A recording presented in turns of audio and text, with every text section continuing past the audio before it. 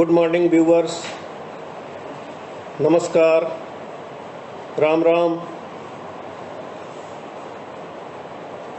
Today, I am going to speak on a topic which is assigned to me on horticulture technology for increasing farmers' income in arid zone.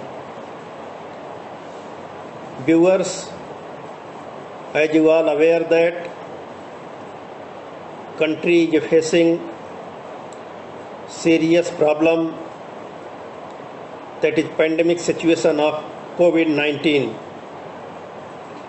and we all countrymen and different sectors of the agriculture one or the other way affected by the COVID problem. As you all know that there is no as such treatment of the corona. However, our Honorable Prime Minister of India has made a call to all citizens of India that since there is no direct treatment of the coronavirus, only we have to take the precautions, and therefore countrywide lockdown has been imposed. Now in this lockdown period, we have to much more think about the social distancing, personal hygiene, use of face mask. But one more strategy is required to save ourselves from the corona is the balanced diet. And therefore on 6th of this month, in a national webcon, I personally suggested and given a talk on the horticulture therapy, where we have to think much more about to develop our immune system. There is no as such data, but it is well known that the people whose immune system is better, they are less affected with the corona problem. And for improving your immune system, the horticulture cannot be ignored. And whenever we talk about the balanced diet, horticulture is the central point, where large number of fruits, vegetables, spices, medicinal, aromatic plants are there, whose if you use in your diversified diet, you can improve your immune system. Before going ahead with the topic assigned to me, I would like to once again to thank to all viewers who are on live, who are joined with me, and those who will listen further also. But mention I would like to make the most about the Progressive Horticulture Group, and in particular Dr. Sanjay Dwivedi and his team, who has thought that during such period we can use the human resources and we can disseminate the technology available in our country for the well-being of the farming community in general and improving their livelihood and income in particular. Therefore, the all organizers deserve a lot of appreciation. And today they have given chance to me to interact with our respected viewers. And I am seeing many people had already joined live to me, and they are facing this listening our talk. Regarding agriculture as a whole in our country, I must mention that India has made a commendable progress in field of agriculture. And as of date, India is called a country from shortage to surplus. Once upon a time, after independence, we were facing a lot of problem of the food, but now India is a self-sufficient country, and not only self-sufficient, but also we are exporting many of the commodities to several other countries. And also I must make the mention that India is the first country who has enacted the food bill in our country, that is access and availability of the sufficient food to our citizen of the India. And you are aware that India brought green revolution blue revolution, white revolution, and finally also golden revolution in field of the horticulture. So several revolution has came in our country, and because of that Indian citizens are feeling that food is a not problem in our country. And before few days our honorable Vice President of India also expressed the concern that India is a self-sufficient country where there is no problem of the food shortage. Therefore, we must think that how these kind of revolutions, a lot of stakeholders are involved.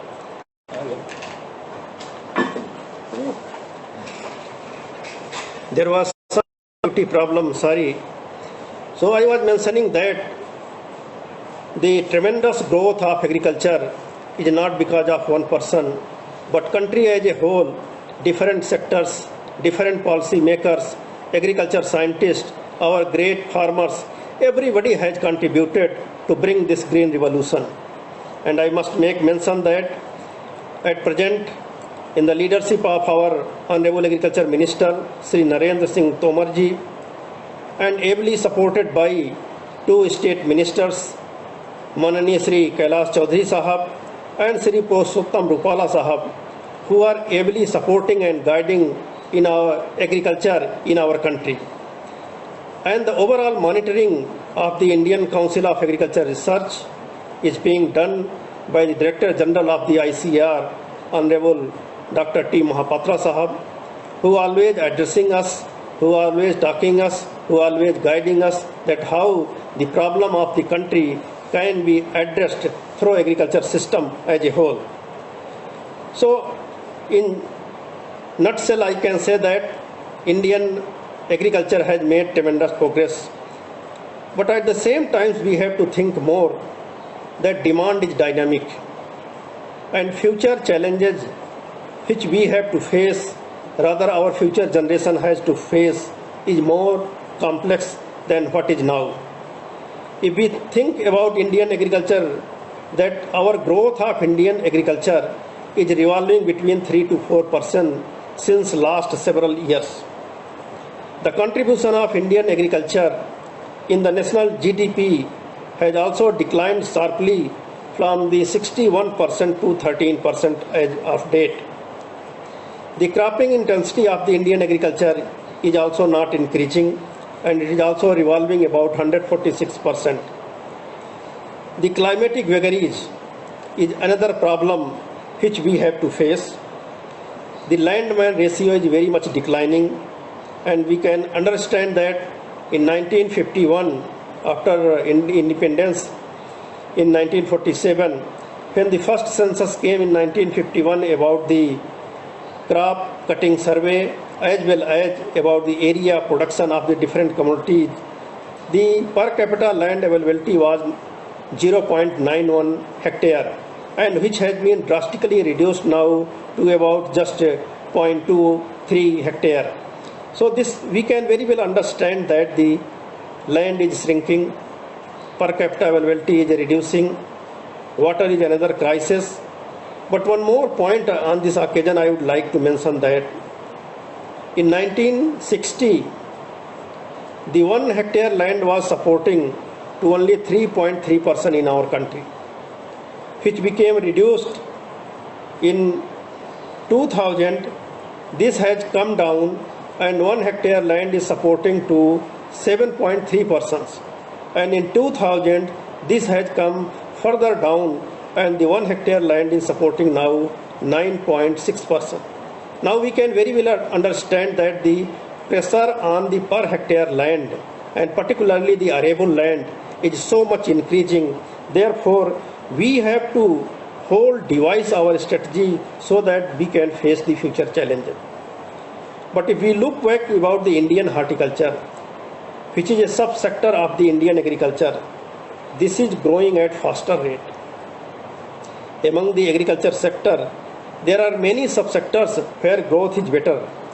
And in 2014 itself, India, the food grain production, which we now consider about the 285 million tons, The horticulture production has reached to 314 million tons, and it has surpassed the horticulture production has surpassed the food grain production in our country.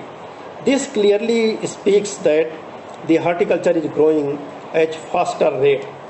The productivity of the horticulture produced has increased, which is about 13 tons per hectare now. Export has gone up, which is 46,000 crore per annum.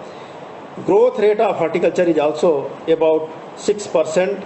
And if you see the contribution in the GDP, and particularly in the agricultural GDP, the horticulture alone is contributing about 30% of the total GDP of the country, which is being contributed by the agriculture, which is about 13%.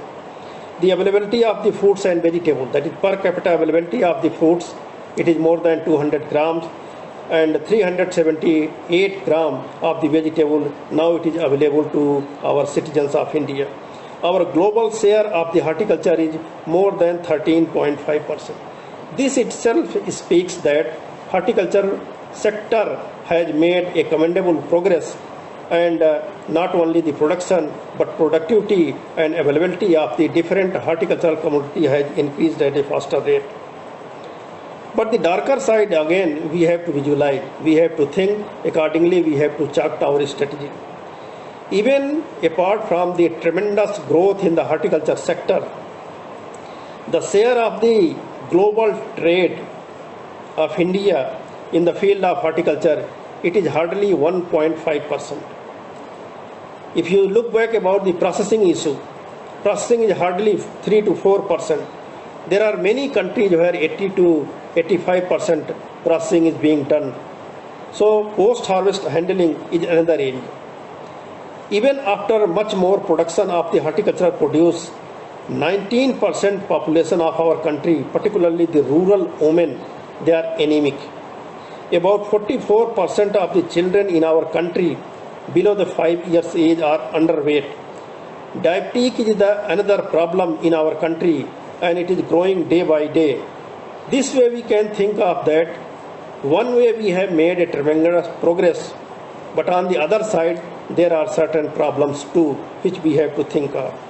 If we talk about the growth of the subsectors, as I told you, the growth of horticulture, growth of fish, growth of poultry production, growth of milk production.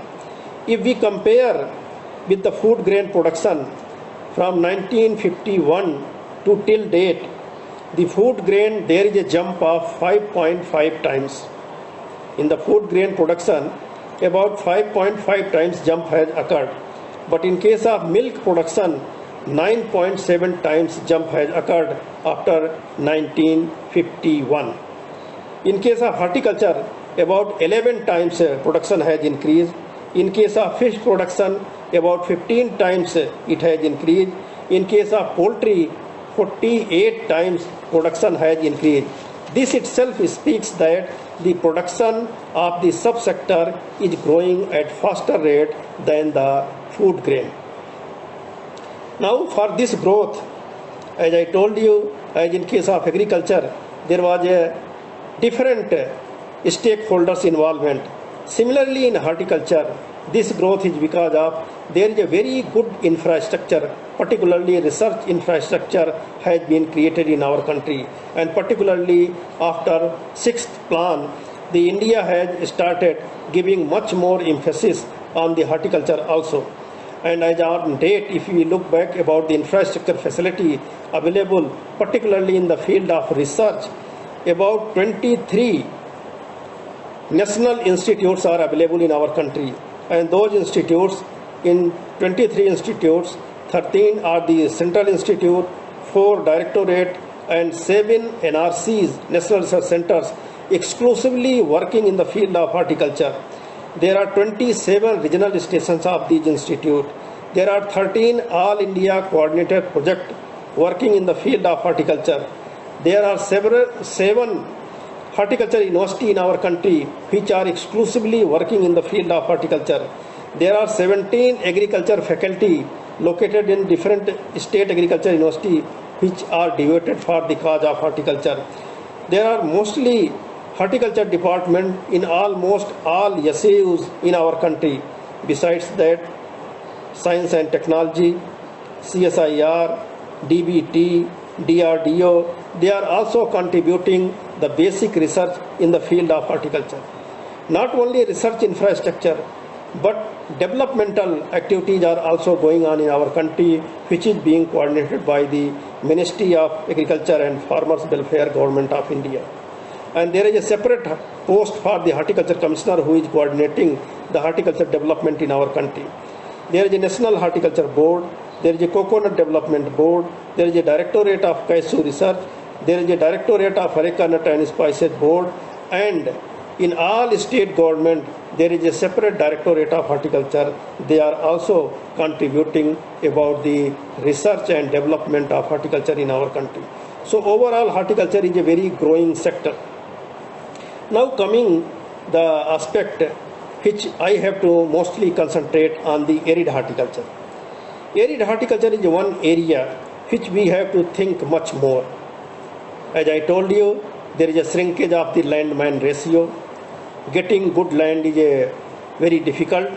Therefore, we have to think for those land which has not been fully exploited for the cause of horticulture. So, I will talk some points about the arid horticulture, and sometimes this I would like to also mention that sometimes we feel that the rain-fed horticulture, the dry land horticulture, the arid horticulture, they all are same. We have to understand there is a little, though they are all interrelated, but there are little difference are there. Rain-fed and irrigated are the resource farming situation, and in our country about 60% farming is only dependent on the rain-fed area. But when we talk about the rain-fed, it does not mean only the water, there is always deficit, but sometimes there is a water surplus also. So the farming which is totally based on the rain, that is called the rain-fed farming. Similarly, when we talk about the dry land horticulture, it is a bigger term, where different kind of agroecological situation, if you put together, they come in the dry land horticulture, like hyper-arid, arid, semi-arid, dry subhumid.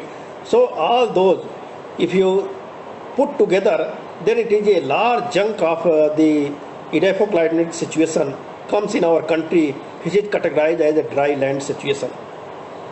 But arid is a very typical phenomenon. In arid, where water is a limiting factor, in arid situation, and as per geographical categorization, about 12% area of the country is categorized as the arid land. And this arid ecological situation is again in the two parts. One is the hot arid situation, other is the cold arid situation. And if you put together, there is a 39.54 million hectare land in our country which comes under the category of the arid horticulture. But if you distinguish the cold arid horticulture and hot arid horticulture, about 31.7 million hectare is under the hot arid horticulture and 7.83 million hectare is the cold arid horticulture, which is mainly confined to the Jammu, Kashmir, Himachal Pradesh and part of the Uttarakhand. And here, as far as rainfall is concerned, when we talk about the arid horticulture, rainfall situation is always less than 500 millimeter. When we talk about the hyper-arid condition, again the rainfall situation is further poor and about 150 to 200 millimeter rainfall is only available. So in arid condition, the growing period is hardly 90 days. Moisture is a limiting factor and aridity index is very high.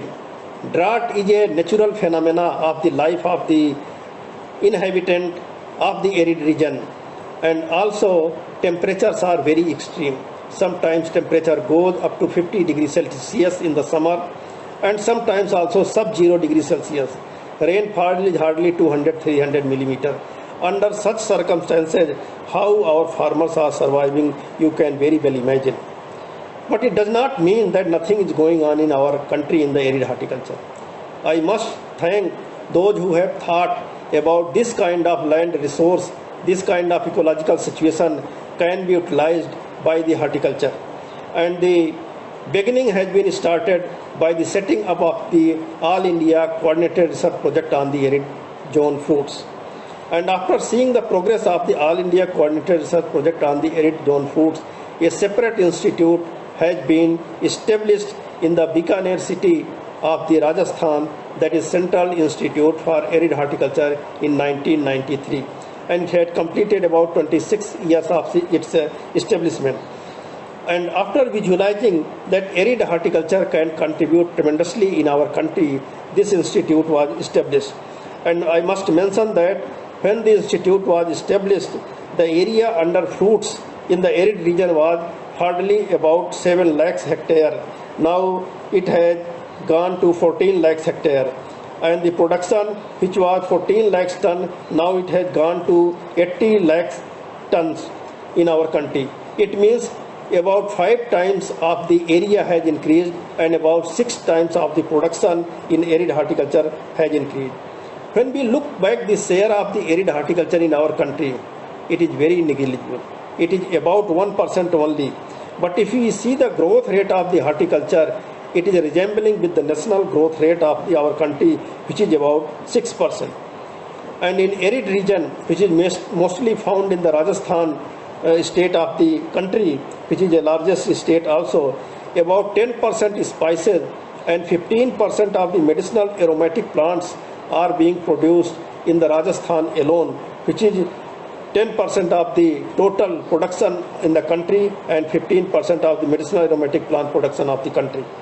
Similarly, Rajasthan is also largest producer of the henna. 98% of the henna, Lawsonia alba, that is called Mehdi, is contributed by the Rajasthan. 95% isabgol is contributed by the Rajasthan. 80% guar is contributed by the Rajasthan, and 65% coriander is alone contributed by the Rajasthan in our country. The productivity of some fruits, particularly I must mention, there are some arid horticultural crops where productivity is either better or equal to the national productivity, like quinoa, potato, onion, sweet potato, beer, amla.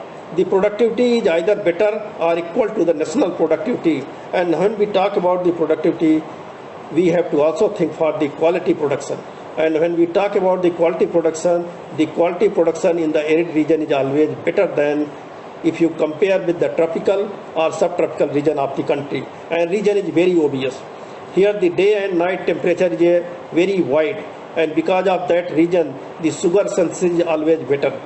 Not only the sugar synthesis, but many of the secondary metabolites are also better in if the fruit produced in the arid region. But darker side of the arid region is, as I told you, the water availability is very less. Rainfall is less than 400 millimeter. The biodiversity is always under threat. Temperature is very high, sometimes sub-zero, and because of that region, frost is another limiting factor. So those are the certain limiting factor in our country, particularly in arid region, which are affecting our productivity adversely. But at the same time, as I told you, if you have to go for the quality produce, you have to think for the arid region. A vast land resource is available. Plenty of solar energy is available in the arid region. Biodiversity of the arid region is very useful, and also there is a good scope of the organic farming. And if you see in the arid region, the animal population is also high compared to other region, which also helpful in the bringing area under the organic farming. The biotic pressure, particularly the problem of insect pest, is also very less, and the fruits which are produced are of two categories. Most of the arid fruits, they are processable fruits. You take the example of amla, bel, jamun, kaith, keer, lasoda. They all are the processable fruit, not they are table fruit, but their nutraceutical value is very high. So we have to think that how these fruits can be utilized. When we talk about the improving production, productivity, and the enhancing the income, we have to think that Prime Minister has already made a call that we have to think for the more crop per drop, which is one of the area in the arid region where productivity is very, very poor. Water is a limiting factor. Therefore, we have to think for the judicious utilization of the water first. Input use efficiency, that is also poor in the arid region. That input use efficiency also we have to increase. Quality seeds and planting material. Availability of the quality seeds and planting material is also very less, that we have to also think of. Post-harvest losses. As we know, unlike other areas, the post-harvest losses are also high in arid foods. Therefore, we have to think for that. Value addition, linking with the national market, risk mitigation, and promoting ancillary activity is the another area we have to think if we have to think for the improving income of the farmers. Government has made certain initiatives that how the income of the farmers can be increased, and several programs have been launched like Pradhan Mantri Fasal Bima Yojana, ENAM, Paramparagat Krishi Vikas Yojana, Pradhan Mantri Krishi Chai Yojana, Soil Health Card, Development of Food Parks. So many more schemes have already been launched, and if you take the help of these schemes, definitely the income of the farmers can be increased. But increasing of the farmers' income by arid horticulture is very, very difficult. Therefore, very appropriate strategy, very appropriate technology, site-specific technology we have to think of. Therefore, some of the small capsules I would like to mention, particularly for the benefit of the farming community, that how income of the farmer can be enhanced. When we are talking about the arid horticulture, the first and foremost crop, rather I can say indicator crop, is the date palm. Cultivation of date palm can increase the income of the farmers. But we have to very judiciously, we have to think that it is not an easy crop. One way, this is an irrigated crop. The growing of the date palm everywhere in the country is not recommended. It required very high amount of irrigation water, and it is said that date palm head is in fire and root is in the water. Therefore, its water requirement is very high, and only where water availability is plenty, there it can be grown. That is one point which I must mention. The second point I would like to mention that in our country, the variety available in date palm is all introduced. Not a single variety of the date palm has been developed by India so far. Therefore, all introduced variety, particularly Arabian country, their ripening period is different. Most of the variety, they ripe in the month of June, and June monsoon breaks in India. Therefore, the variety which has been introduced so far, they are not good for the pinned khajur. Means their ripening period is coincide with the onset of the monsoon. Therefore, they cannot reach to the quality which is desired. The second important point is that in date palm propagation is another problem. Date palm is propagated by two means. One is by sucker, and second one is by the tissue culture plant. Tissue culture plant availability in our country is very minimum. But when we talk about the sucker production is the minimum. One plant of the date palm in its life period can only produce 20 to 25 suckers. And establishment of sucker is another problem. Hardly 50 to 60% sucker can establish in the field. So multiplication by sucker is a very limiting factor. Therefore, we have to go for the tissue culture plant, and tissue culture plant still we are importing from the foreign country. This is the another problem. The second problem is that whatever date palm started spreading in our country, Farmers without thinking they have started planting, though in case of date palm, male plant and female plant are different. The farmers have planted mostly female plant without giving due consideration of the male plant. Therefore, pollination is a problem. And that too, in case of date palm, hand pollination is being done. So the technique of the hand pollination, neither they are knowing nor they have planted the date palm male plant. So both problems are there. Because of that reason, it is not successful. But the variety like Varahi, Halavi, Khalas, Medjool, Khuneji, Khadravi, Jahidi, they are very suitable for our country, which though ripens in the June, but before June they can be harvested for the fresh date. So there is a good scope of the fresh date. So I am recommending to our all respected farmers of the country that under irrigated condition, date palm cultivation can be done by these variety for the fresh dates. And if you sell the fresh dates, you can get good income. Its market is increasing. Now the second crop, when we talk about the arid region, it is the bear, Jujyphus mauritiana. Bear is also a good fruit, but now sometimes farmers are reporting that there is no income from the bear. Now I want to suggest a good technology for the bear cultivation. Normally what happens, bear is grown by its traditional system, adopting 8 into 8 meter spacing, and a grown up plant is giving good yield, and about 100 quintal per hectare yield they are getting.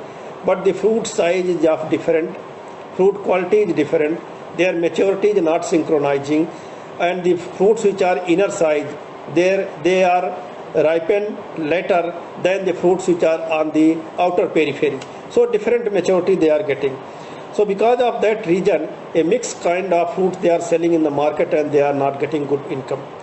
At Central Institute for Arid Horticulture, Bikaner, we have developed a new system of the bear cultivation, where on espalier system of the training, where a 6 feet of the angle iron is inserted in the soil and 3 sets of the wire, first tire, second tire, third tire.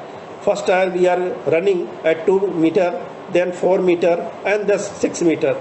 So 3 tires of the wires we are running, and on that at spacing of the 6 into 3 meter, means between 2 espalier 6 meter and between plant to plant 3 meter spacing is required. And because of that, farmers can get good income. And why it is very useful, that harvesting is not problem here. It is making a like wall like structure 6 feet height, so you can harvest it easily. And also I would like to mention here that I am not trying to increase the production, I am trying to optimize the production of the quality produce. So for getting quality produce, we have to take the optimum yield, so that at the one time there should be ripening and good quality fruits can be obtained. And here I had demonstrated that 110 quintal of the fruits you can easily get from a hectare of land in the second year itself if you are growing bear on the espalier system. And by that, about 1.5 to 2 lakhs rupees you can get by selling the fruits of the bear also. So the system of growing and quality produce makes a lot of difference. So bear can be grown in this way. So it is easy in the harvesting and better quality fruit. Now third crop of this region is the Kinno cultivation. When 20 years before I introduced the Kinno in the Bikaner region, nobody was happy and nobody accepted that Kinno can be grown in the Bikaner region.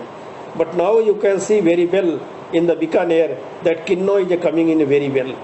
And here 3 points I would like to mention that Kinno, which started from the Ganganagar Abohar area, now farmers are switching over to the Bikaner region, and the ripening period about 20 days before we are harvesting Kinno than the Ganganagar. This is one point which we got. Second point, the quality of Kinno, the TSS, which is 1 degree more than the Ganganagar and Abohar area. And the third point, there is a decline after 12 to 15 years when orchard were established in the Ganganagar Abohar area, but in the Bikaner, the orchard of 22 years old is standing without any problem.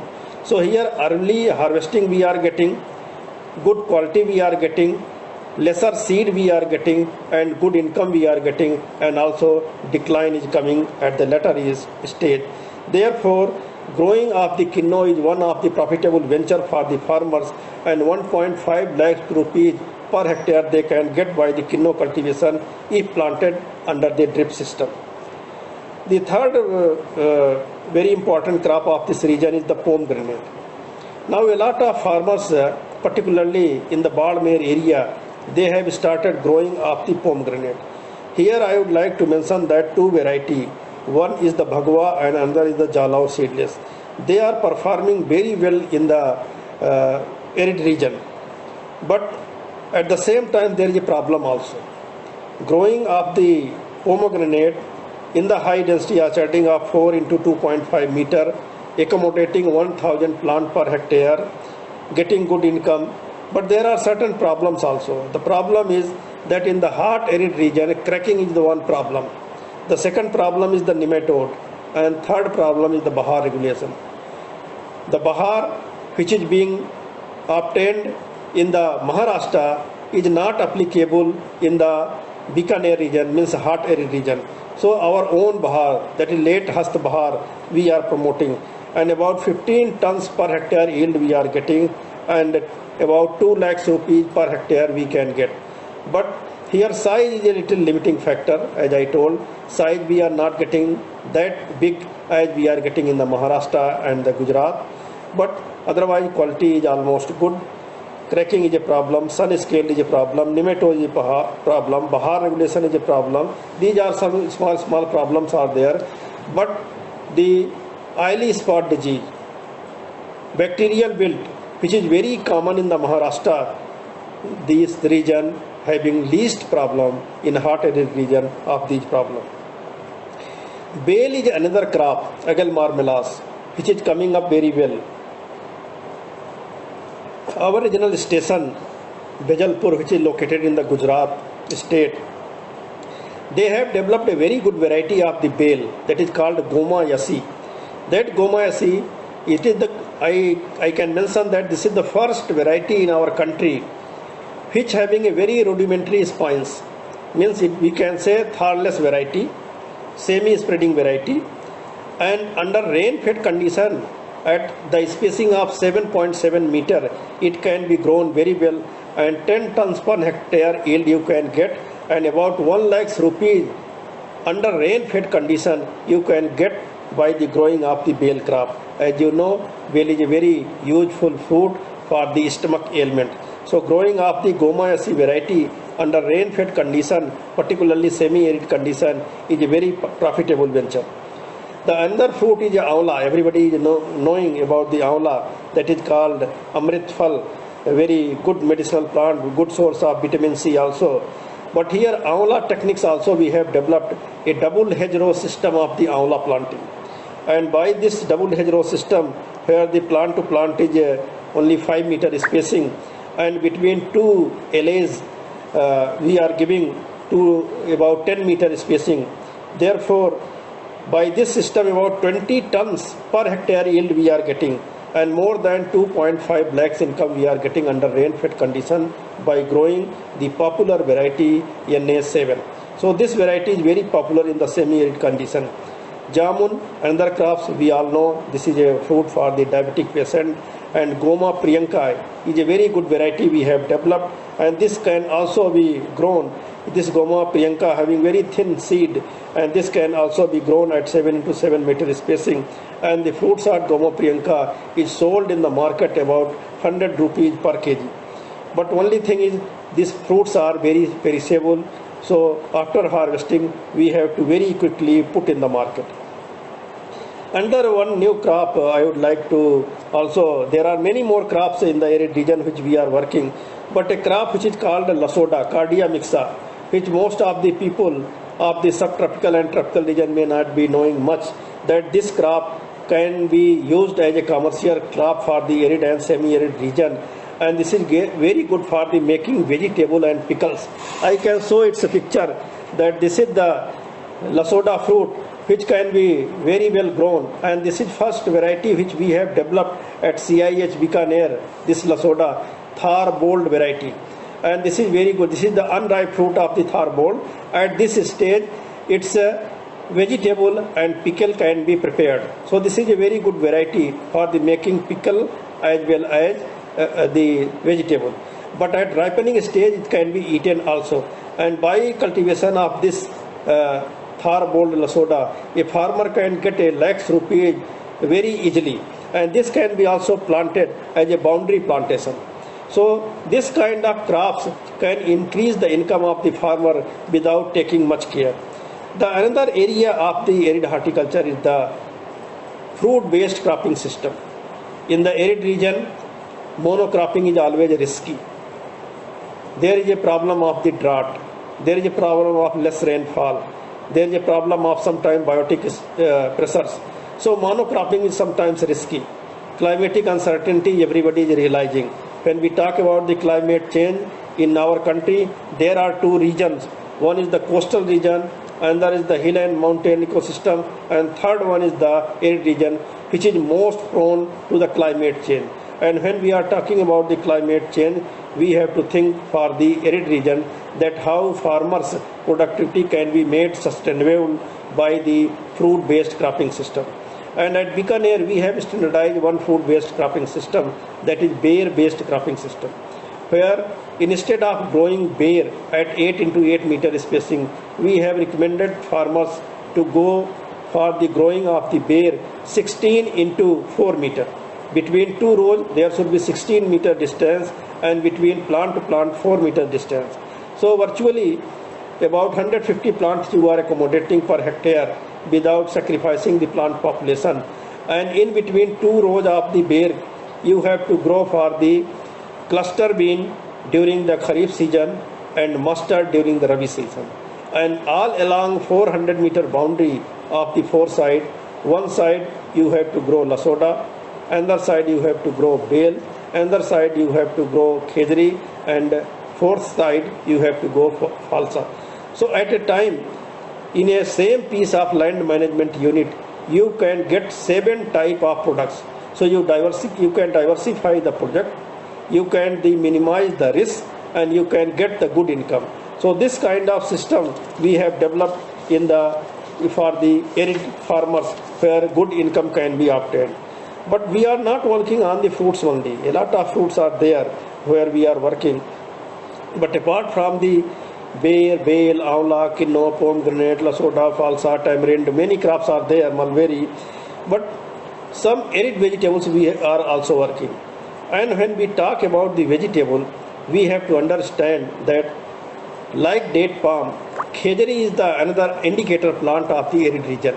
And without mentioning khejri, which is called as a lifeline of the Thar desert, we cannot complete the talk.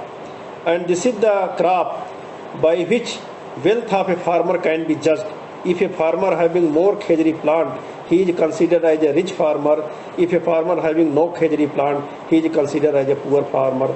Khejri, which is giving a multiple outputs, we have to think for. But very systematically we have started.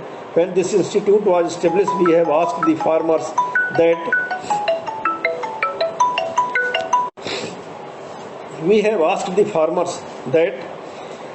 what is the problem in the khejri cultivation. They told that khejri cannot be regenerated artificially. Khejri tree is a very tall height. Khejri having thorns, so that harvesting is a problem.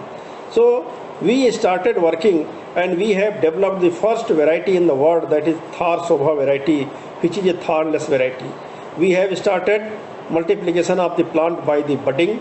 So a orchard, now we are able to establish a orchard of the khejri, and this orchard starts bearing just after 3 to 4 years of the planting. This is a small bushy plant, thornless plant, comes early in bearing, and good pod yield you can get. So, and the very good point of this, that khejri can be grown without a single drop of water. Khejri can be grown as an organic farming component.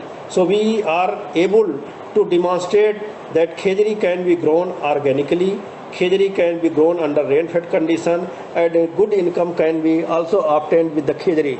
And I can show you the parts of the khejri which is being eaten by the community. This is the green part of the khejri, you can very well see.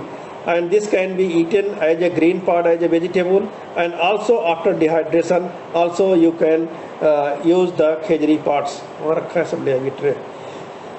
So we can use the khejri in the green phase also, we can use khejri in the dehydrated phase also, and this is a very good the variety which we have developed. So this kind of khejri plantation we have developed. So we can think of. The another area is that potato cultivation.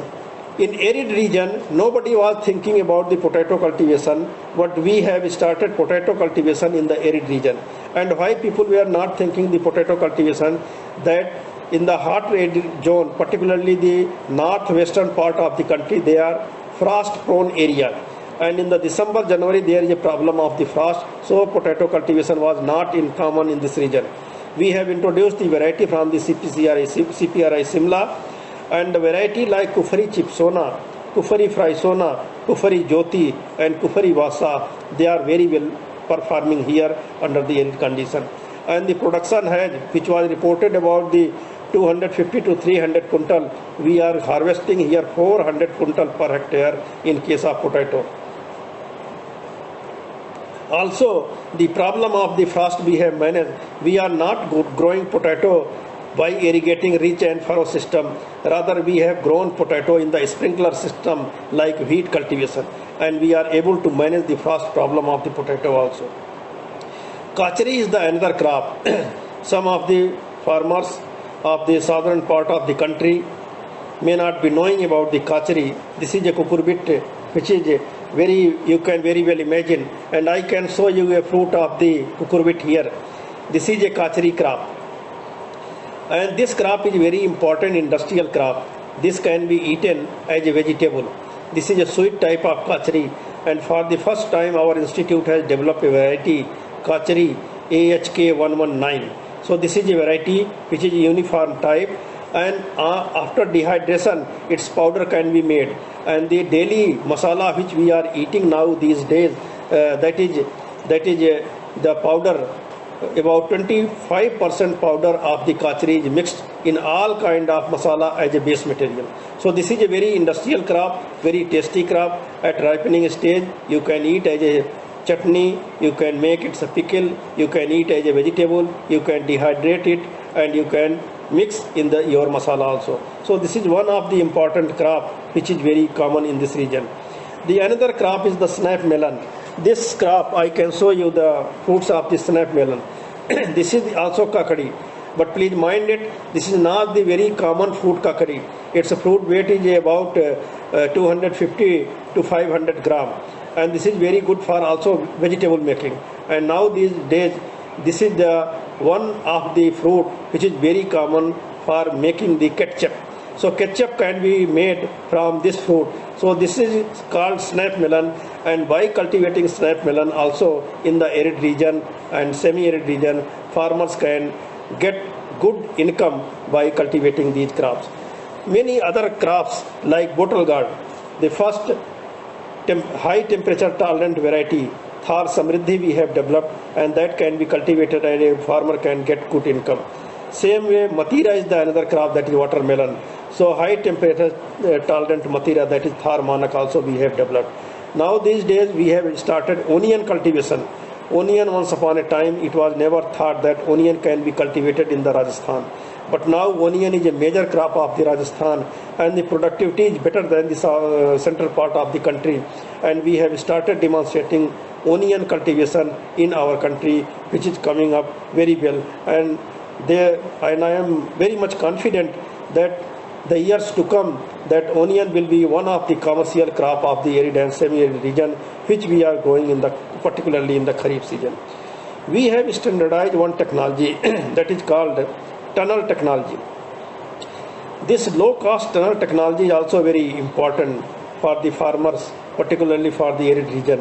As I told you, during the winter season, particularly when low temperature comes in the December, January, crop growth ceased, germination ceased, Therefore, what we thought that growing of the cucurbit crop, particularly long melon and sponge gourd, which we have developed a good variety of the long melon Thar Seetal and sponge gourd Thar Karni. What we are doing that we are making a low tunnel by the polythene seeds about 1 meter height, 1 meter width, and there we are growing on the triple lines. We are putting the seeds of the cucurbit crop during extreme winter, that is December, January month. And as I told, it is covered with the polythene seed, low height polythene seed. So inside the temperature increased. Because of the increasing temperature, germination start and plant start surviving, and by drip system we are giving the water. So during the winter month, that is December and January, plant remain inside the tunnel. But when after January, in the first week of February, when temperature start rising, we open the tunnel, and immediately after opening the tunnel, this plant starts giving the flowers. So a smaller height plant, which is enough mature about 1.5 months, they start flowering, and we in the month of February, March and even up to April, we are getting the fruits of the long melon and sponge gourd, and getting early fruits. We are putting early in the market and getting good income. So I am advising to the farming community that low tunnel cultivation, which is very cheap method of the cultivation of the vegetable crops, you can grow different cucurbits during winter season and you can get the good income. And about I had taken a survey that in Rajasthan alone about 16,000 hectare area has been covered under the low tunnel cultivation of the different kind of vegetables.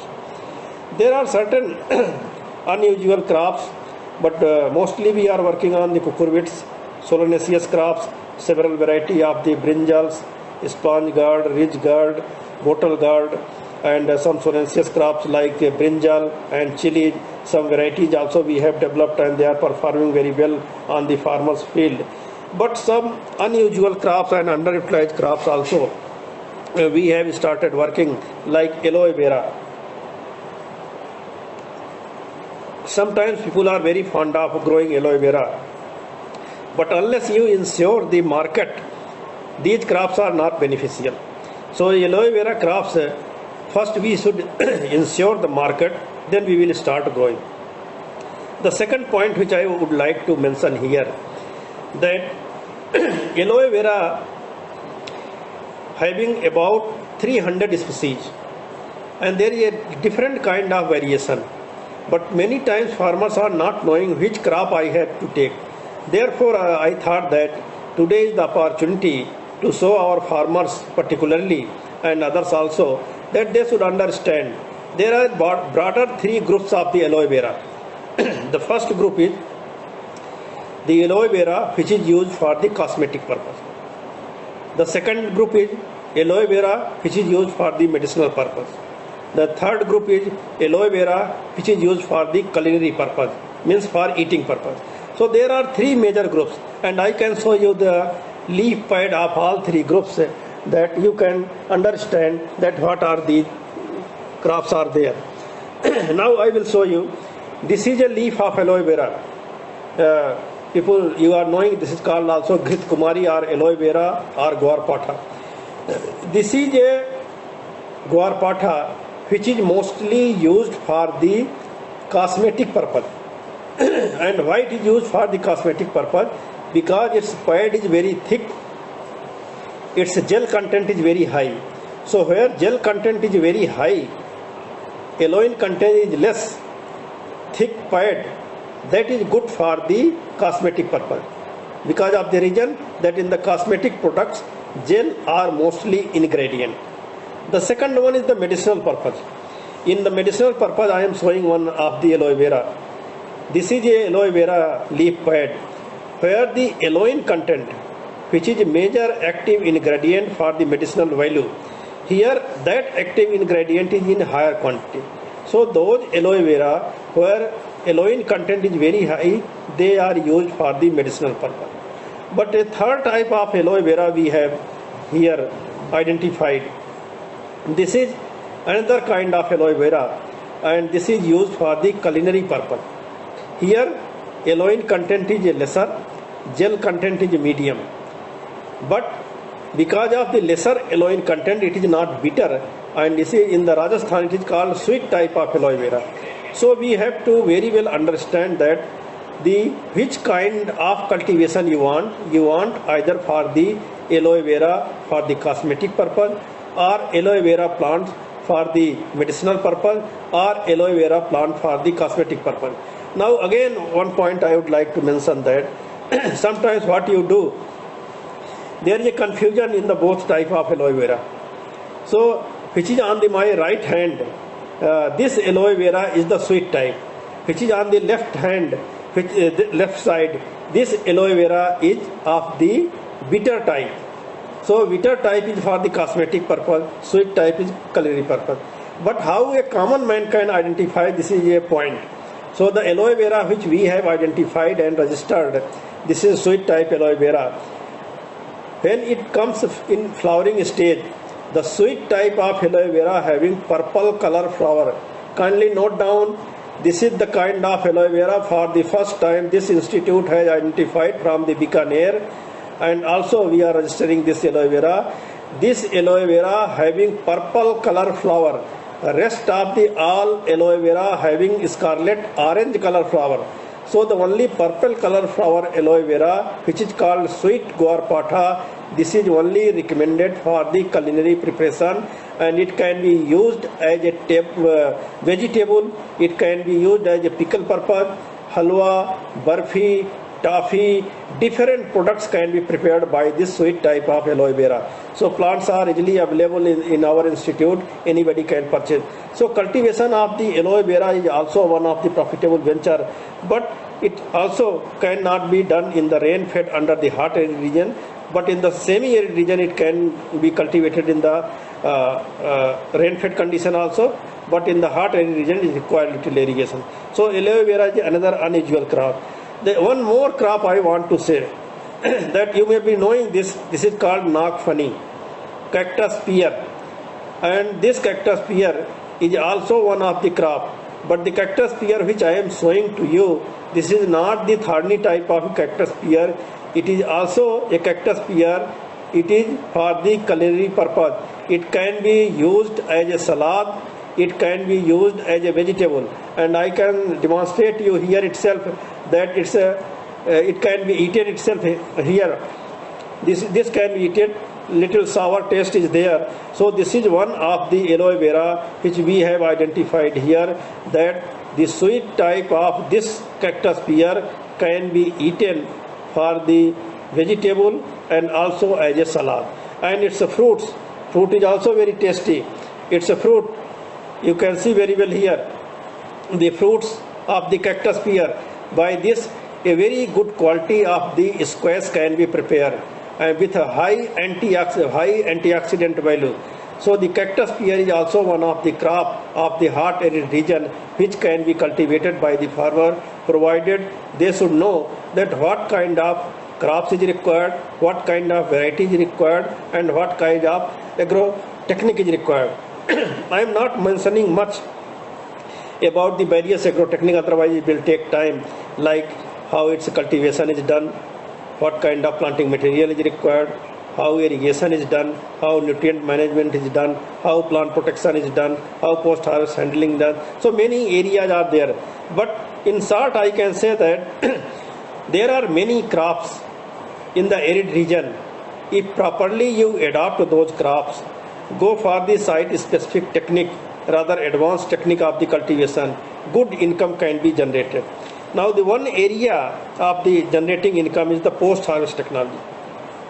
In our country, about 16% there is a post-harvest losses. And if you see the world scenario, 6.4 million crore, there is a wastage worldwide in the food after the post-harvest. So this losses we have to save. And if you calculate in the Indian scenario, 92,640 crore rupees are being wasted in form of the post-harvest losses. Here I would like to advise you that this post-harvest losses is not only the losses of the product also, but the post-harvest losses, the kind of input which was involved in the production of this huge amount which is wasted, that is the loss. Time is loss, product is loss, input is loss. So all those losses, and even environmental situation also we are degrading. So those losses we have to minimize. That is one of the area. The second area is that we have to develop the value added product. When I am talking about the value added product, we have to again understand that in the arid region, the value addition have better score, because here the climatic condition of the arid region is the very desiccating. Solar energy is the plenty. So you can go for the dehydration of the different vegetables, different food products, so that you can develop into a value added product. And we have developed two products at our lab. One is the Amla based mouth freshener. And why we have developed that, nowadays people, particularly the young generation, they have started chewing or eating the gutka. So to minimize the gutka, we have started developing a good mouth freshener, which is the Amla based mouth freshener. You can see here our institute has developed the Amla based mouth freshener where there is a good demand. So farmer and small entrepreneurs can also develop in form of the cottage industry Amla mouth freshener, which is a replacement of the different type of gutka and also good source of energy, minerals and the also vitamins. So this Amla based mouth freshener is one of the area. The second product which we have developed, as I was telling, that the kachari based powder. One curry powder we have developed, you can see here. One kachari based curry powder we have developed here. That this is a very good powder where 14 ingredients we have mixed, but basic product is the kachari. So kachari, if you use for the development of the curry powder, this is good. And this product we have only developed because of the reason that not only the nutrition but some medicinal ingredients also we have incorporated here, and now we are going to patent this product, kachari based curry powder. So if this kind of value added product we have to think of. The third product which we have developed, that I was telling about, the squash. This is a squash developed by this fruit which I have already shown you, that the snap melon. This is the snap melon and this is the ketchup made by this product. So cultivating snap melon for preparation of the ketchup is one of the area which a farmer can get good income. But here only limitation is this ketchup. If you see the ketchup made by the tomato and ketchup made by the snap melon, here the color of this ketchup is not as attracting as the ketchup made by the tomato. Therefore, we are thinking go for the natural blending of the some other product so that its color can be improved. That is one area. The second area is now these days Manchurian liking is increasing. So for the mixing in the Manchurian, either you go for the ketchup made by the tomato adding or adding the ketchup made by the snap melon. Is no difference there. But if you compare the cost wise, the ketchup made by the snap melon is cheaper than the ketchup made by the tomato because of the cheaper raw material, and quality wise both are comparable. So this kind of ketchup we are recommending to the farmers that go for the snap melon cultivation, and thereafter you can prepare the ketchup. The other product which we have developed in our lab, as I was telling, that the sangri, that which I was showing you, green sangri, the dehydrated sangri I want to show you. This is the dehydrated sangri and this is the green sangri. So this green sangri during the season you can harvest, and dehydrated sangri after dehydration you can sell in the market. And its rate in the market is varying from the 500 rupees to 1500 rupees per kg. You can very well imagine that after dehydration how much cost is increasing, and you can use over the year if you have gone for the dehydration. The another product which is very common in our country from the arid fruits is the panchkuta. So we have also standardized the panchkuta making, where 5 ingredients are there. The first ingredient is the kachari. Second one is the care, called Caparis decidua. Third is the kumut. And fourth one is the kamal kakadi. And fifth one is the kachari.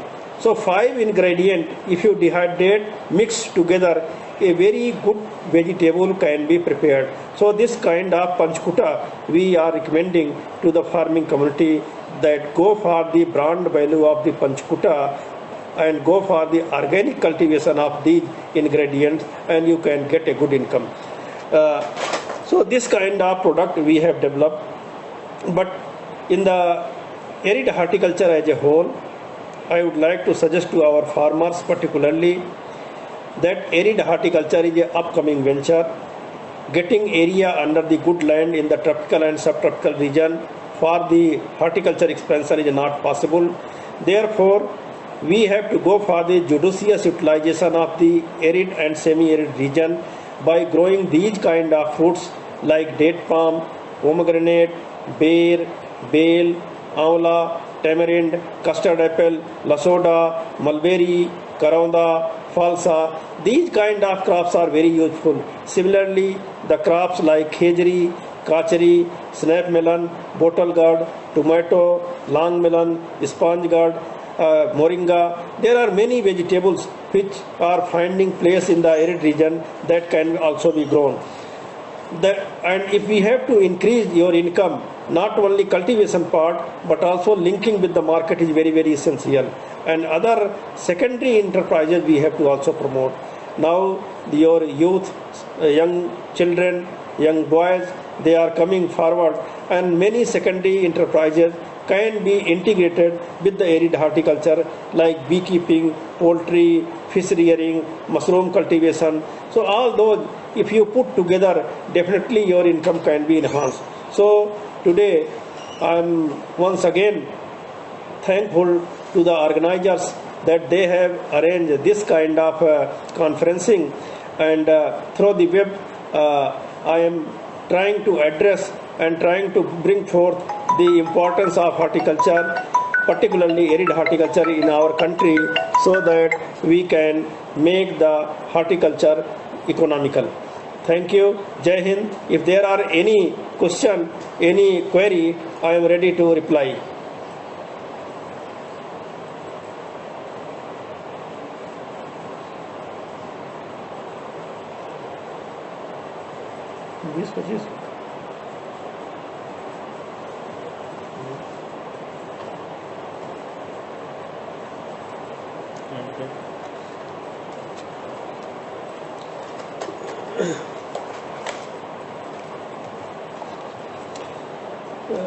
Hello, somebody was asking about the panchkuta, all 5 ingredients. Again you can listen the ingredients: sangri, care, kumat, kachari, kamal kakadi. These are the 5 ingredients: kachari, care, kumat, sangri and kamal kakadi. So these are the 5 ingredients of the panchkuta, and this is a mixed vegetable can be prepared. Any other query?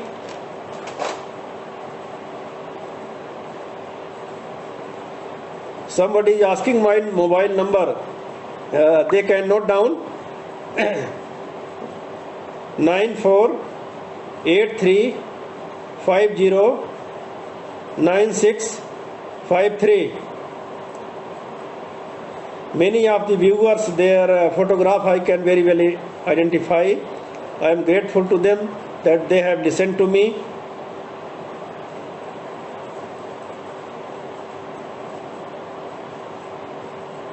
Anything more organizers can tell?